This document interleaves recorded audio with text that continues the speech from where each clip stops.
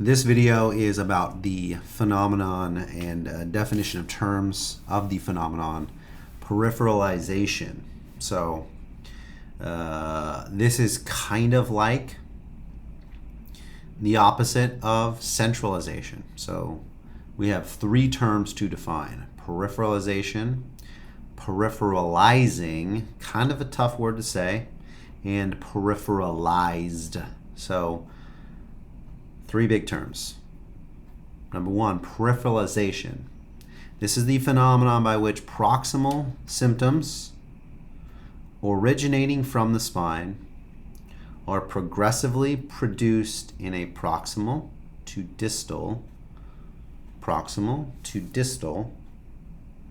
direction.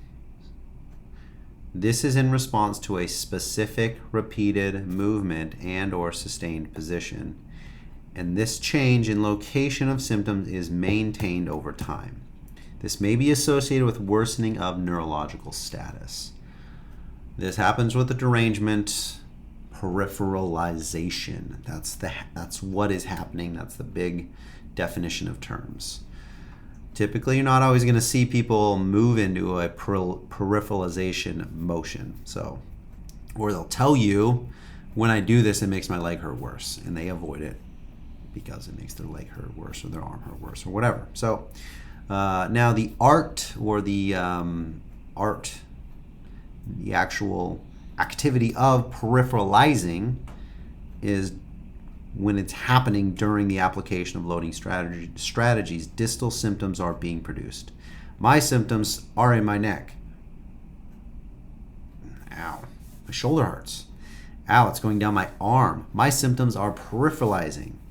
As I do 10 of these, okay, my arm's symptoms are lingering. My symptoms are peripheralizing. Symptoms are in the process of becoming peripheralized, but this will only be confirmed once the distal symptoms remain. It only happens when symptoms stay in the extremity or distally. That is, again, the act of, right, peripheralizing.